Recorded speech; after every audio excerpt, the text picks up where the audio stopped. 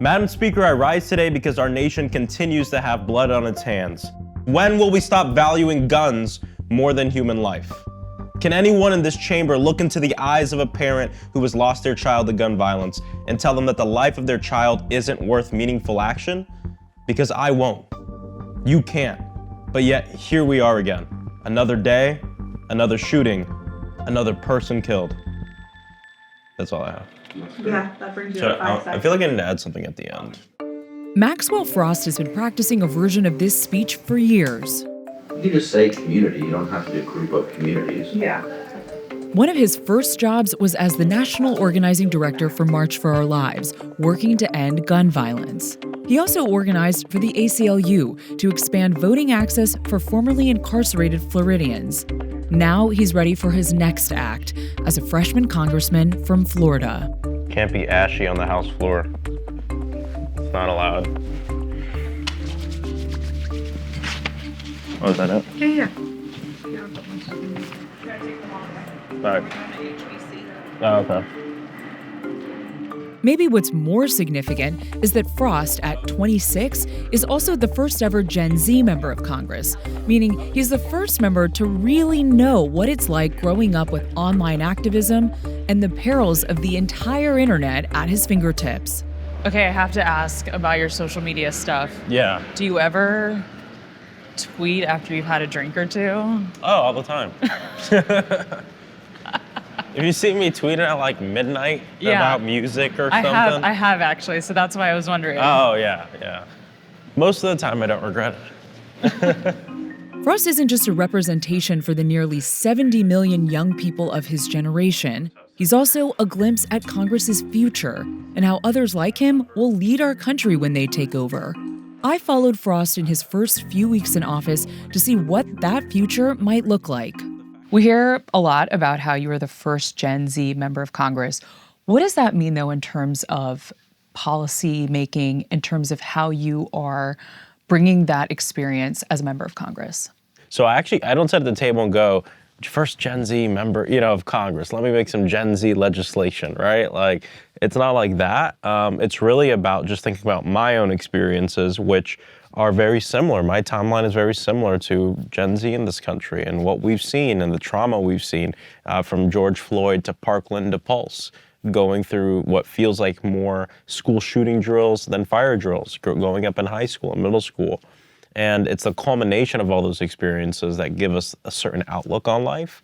And that's what I bring when I get to the table.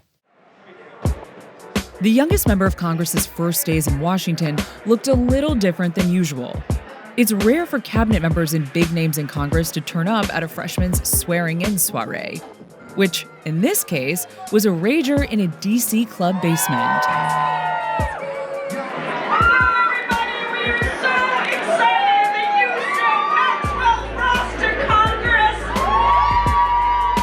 Now, Frost is getting the Vogue treatment and flying on Air Force Two for events with the vice president.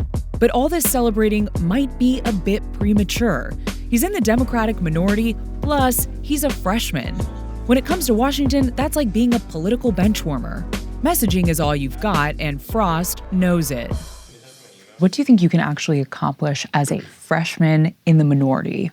So it's a great question. I think one is this front of defending our values and our messages. I'll be on the House Oversight Committee where it's going to be a lot of defense and a lot of defending our values and what we believe in and who we are. And even though that doesn't, materialize into an actual bill right now, what it does do is allow the American people to see that fight, that people are fighting for them. You were an activist in this space around gun safety before you became a member of Congress. Do you think that maybe you would have had more of an impact on this issue if you had stayed in the activist space and not come to D.C.? No, I decided to run for Congress because I believed that was the next step in my advocacy. And I wanted to take what I learned as an advocate, an organizer, an activist, and use it in the halls of Congress. And when I see my colleagues and you look at this freshman class, that's part of this movement, right? This is some of the most progressives ever elected in the history of our country in one class to the United States Congress. It's the youngest class. It's the most diverse class. It's the most working class class. So, that's really exciting to me, and it shows we're heading in the right direction. Doesn't mean we're going to pass all these bills this year and next year. No, it doesn't. But what it does mean is we're going in the right way, and I want to be a part of that. Frost may have won his race, but otherwise it's grim times for Democrats in Florida.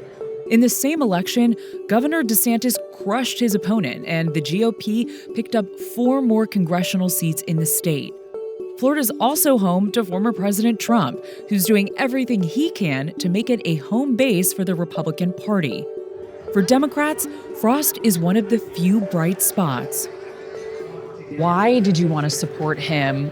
What is it like seeing him around here in Orlando now? I think it's so important as younger first-time candidates that we support one another. And candidly, in Florida, the Democratic Party is such a mess that we need to build a bench. And what better way to build a bench than these amazing young candidates right in front of you? We're in downtown Orlando in Congressman Frost's district, and he's back for the weekend, and he is doing a community service project here out of Park, planting trees, and this is the first time that he's been back in his district since he was sworn in as a member. All right, we're out here with Jody. What are we doing, Jody? We are planting trees Yes, we are. in the Lake Man community. Tree planting is actually a pretty good metaphor for what the Democrats are trying to do in Florida. Plant some saplings like Frost in the hope that the party will grow. Hey! How y'all doing? Good. Well, blessing to see y'all. Let's take a photo. Yeah, I'm Congressman Maxwell Frost, by the way. Yeah. So, yeah, thank you. So I'm a congressman for this area. Yeah, youngest in the country. We did that. Our community, we did that. Yeah, let's get a photo. Yeah, for sure. Let me come in here. Frost certainly comes across as your regular, everyday guy, an image he's used to critique DC's pay-to-play politics. Most famously, he says he sank his credit score by going into debt for his campaign, so much so that he struggled to get an apartment in December. What have you been hearing in the last few days since you've been back? Issue-wise, we have an affordability crisis, especially with housing right now. People can't find affordable housing, and then when they do, they're getting denied. And the thing that people know me for now is that I had a hard time getting an apartment, and so we're using that story and really going to tackle that issue first. It's certainly possible that Democrats are putting their faith in Frost as the cultivator of fertile ground in Florida. Or maybe he's just the congressman who's really into plants. Well, we're about to have hella plants in a DC office because the office is really old. All the offices are really old, so the air is not good. Oh. So we're gonna have a few air purifiers in every room and a lot of plants. Okay. Air purifier and plants. Cleans the air. Cleans the air, you're good. I learned that from an Airbnb I stayed in New York once. You're a progressive Democrat in a sea of so much red in Florida. How do you view Florida politics now? Do you have hope that the Democratic Party can get it together here? Yeah, I do. I wouldn't necessarily consider us like a red state as of yet. Really? I wouldn't, nah. I think it was more of an anomaly than anything else. There was just very low enthusiasm for Democrats and low enthusiasm across the board. I think it was mainly a get out the vote problem. Young people being involved in politics actually really does energize older folks. It veers into the young people will save us world, which I think is not as helpful. Like it has to be all of us and shouldn't just be up to young people to save us. We'll call this hearing to order, the first hearing of the 118th Congress for the House Committee on Oversight and Accountability. Frost has time to perfect the art of messaging out of the majority spotlight for the next 2 years, but he's still got to hold his own against House Republicans. We've heard a lot of hyperbole and political posturing from this committee today. I think the way that we communicate and talk about an issue is extremely important in finding the solution. The last time a new young phenom got so much attention here, it was Congresswoman Alexandria Ocasio-Cortez, who brought millennial concerns to the House floor. So, is Frost the new AOC? I think I've always said this about any new member of Congress is that there's no new anybody else. He's the first him. It's certainly great to have a colleague that has a similar perspective and experience when it comes to age. It can be kind of lonely coming in here, especially as a younger member. Maybe what voters liked so much about Frost is how he sounds almost nothing like what we've come to expect from politicians. Only it's not clear yet how far he'll go with that reputation or how far he wants to. Any aspirations for the White House one day? No. Really? That is Can't imagine running for any, pretty unusual, I feel, for a politician to say no to the thought of the White House. well, I mean, my goals aren't positions, they're things I want to do. So if I wake up in 4 years and I'm Congress is good. Now it's time to go into music more or something, then I'll do it. I don't know what I'm gonna be feeling or what makes sense. But if I wake up one day and I say I need to run for higher office, then I'll do it. But right now, I would not do it. So this is not a forever job for you? No, and I don't think it should be for anybody.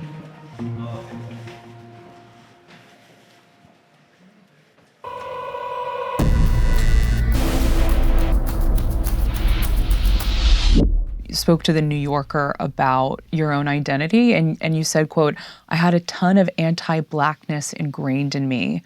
How did that manifest itself? I grew up really in kind of more of a Latino household, going to Hialeah, Miami, all the time. And people know, in the Latino culture and world, there is a lot of anti-Blackness and problems with that. And just growing up and hearing comments from, people in Miami, people within my own family who are great people that I know and love, that little by little, I think, I'd have someone would say oh, Maxwell's Black. And I was always quick to correct them, say, no, I'm brown. You know what I mean? I didn't want to be Black. It wasn't until honestly later middle school, early high school that I started to come to terms with my Blackness and understand the culture and the music and the love, and it just became part of me because it's who I am. We have covered gun safety extensively at Vice. I wonder what you see as the policy solution to this epidemic that we have in this country. We need universal background checks. I do believe in an assault weapons ban. I do believe in limiting high-capacity magazines. I think these are common sense reforms that can be done and save lives like that. But we also have to realize most gun violence is actually crimes of condition. People who feel like they can use a gun to get ahead or do what they need to do to feed their family, etc. And so the other side of this should be upping the standard of living in this country to a place where people don't feel the need to use a gun to solve their problems. So when we ensure everybody has health care, dignified wage, they have the resources that they need to tap into the opportunity of this country, they can feed their family, they have a roof over their head, guess what? There'll be less gun violence, there'll be less violence in general. And then the last thing I'll say is around community violence intervention and ensuring that we're giving resources to the community to end violence before it happens, right? There's proactive legislation and there's reactive. What we hear a lot about when these mass shootings happen are reactive legislation.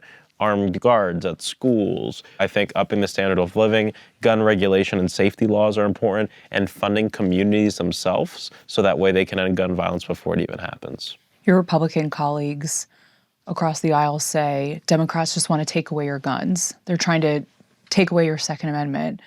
How can you see yourself working across the aisle on this issue? Democrats are not looking to go door to door and take people's guns. No one's saying that. But what the Republican Party does a lot, at least their leaders, is they put up a straw argument. This is one of their wedge issues. This is how they get out their voters. Democrats want to take your guns. They want to take your guns. Universal background checks, they poll great with Republicans and NRA members too, right? And so we're just talking about common sense reform that can help people. I agree with a lot of Republicans will talk about mental health. I agree, we need to destigmatize mental health. We need more money going towards mental health programs. But what we're not about to do is take that and use it to dismiss all the other solutions. We lose 100 lives a day due to gun violence. There's not one solution or one bill that's going to solve this. It has to be a suite. Gun violence, it's an issue, but it's really the symptom of root causes. When we work on those root causes, gun violence will eventually, we'll have a country where we don't have to fear that. I'm Michael Learmonth, editor-in-chief of Vice News. Too often, traditional news outlets shy away from the real stories and experiences of those living through global conflicts. Not Vice News. Our reporters are on the ground, fearlessly covering the human stories that shape our world. You and millions of others can continue to read, watch, and listen to Vice News for free. But we hope you'll consider making a one-time or ongoing contribution of any size at vice.com/contribute. Every contribution, no matter how big or small, helps support the journalism Vice News brings to you every day. Thank you.